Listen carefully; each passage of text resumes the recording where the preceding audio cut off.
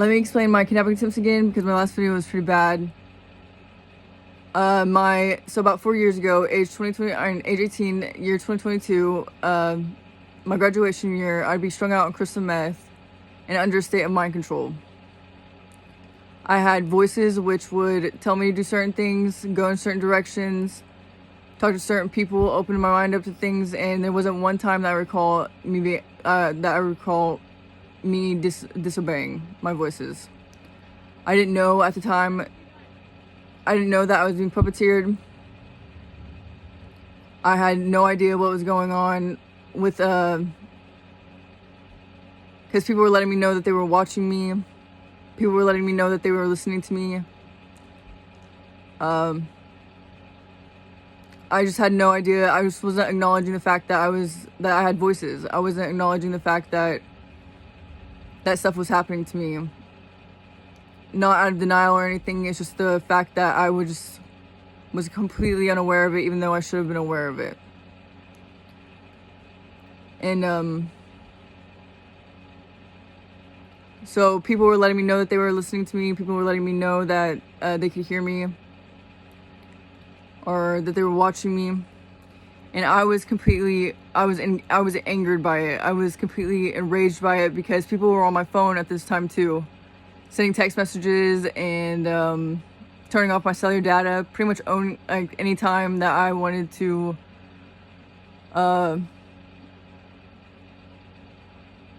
listen to music while driving, or on my maps they would shut off my data, or home alone they would shut off my data. Just anytime, just to mess with me. And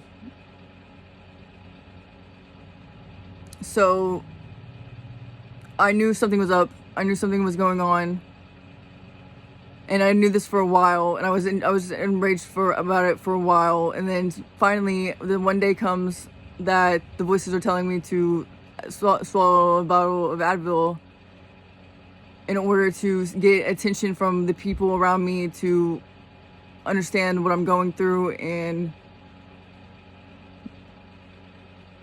why nobody is telling me how they know that they know. So I threatened on a piece, because I used to write on a piece of paper, explaining to people what was going on, because somehow, some way, they knew what I was doing in my free time. They knew. I thought there was cameras. I wasn't acknowledging the fact that hey, maybe they could hear your thoughts or something. I've never been there before. I've never had any warning signs of it before until age 18.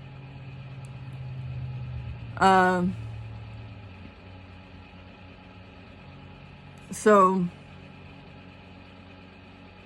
my brother was in the back room. My brother's girlfriend, his friend, my mom was sitting in the back room too. And I swallowed the bottle of Advil after threatening to. And then while I was in the living room, I wasn't speaking out loud or anything. This was all just in my head. And while nobody was responding before, but when swallowing the bottle of pills, I know my brother's girlfriend hysterically laughed. My brother's friend would gasp and say, "Oh no," simultaneously with me swallowing the bottle of pills. So they were watching me somehow, some way. They were watching me, and I'm assuming it's with their trafficker's eye, because or with their third eye, which I'm now woke to starting at age 19. And I was in total shock. I was flabbergasted and angered. Got into my car, was gonna go down to the Bixby Road, where I thought a bridge was located, to lay there and die.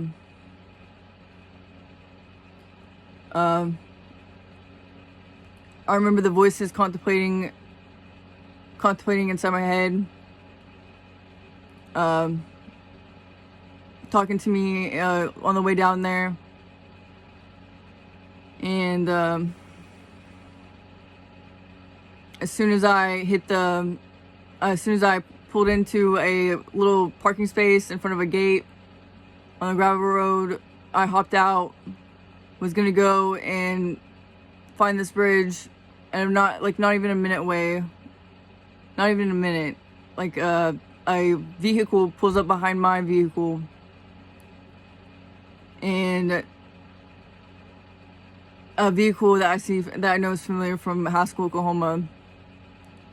4 people hop out of this vehicle, and I turn around and look. I turn around and see this, and I start hollering, I start screaming, I start running back because I'm already enraged, I'm angered, and this was the thing. I knew something was up. I knew something was happening, so I run back to my car. They must have got scared or didn't expect me to do that, because they got back in their vehicle and drove off. And upon after pulling out of the little driveway, a white van pulls up. A white van with the cab lights on. A guy in a black male in a ski mask, or not a ski mask, a mask on, a red mask on with teeth. Mind you, it's like 10 o'clock at night, and the cab light's on. His eyes are just wide open. His eyes are just shocked, staring at me as I pass by. And we're just staring at each other, and his eyes are just shocked. And I'm flabbergasted at what's going on. Had no idea that this was a kidnapping attempt until my second attempt, where I was told what these were. And I basically just went home that night, told my mom what I did, what just happened. Upon pulling in, I ran over I didn't run over. A car hit my dog, and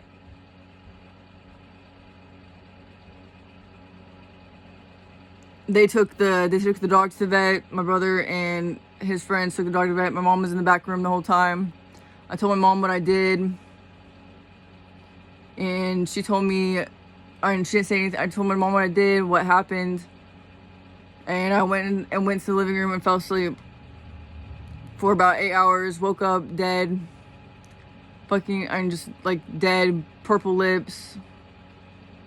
I know Jeremy said he found me on the floor. I don't remember being on the floor, but he picked me back up and put me on the couch. I guess my mom was in the back room the whole time.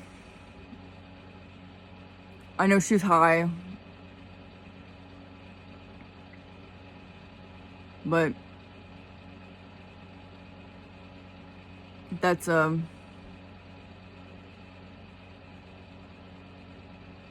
know my voices, because I can hear my voices. My voices are much in my face now. I know a lot about my voices now. I know people were watching me that night.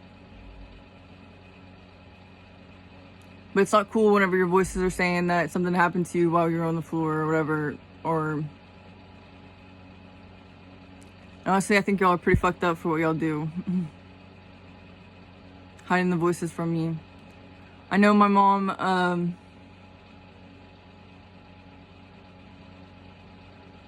she tried to open up to me one day about it, but she didn't, because somebody told her to hush. Y'all obviously seem to be pretty communicative to each other about the voices and etc., but not to me. And it's interesting.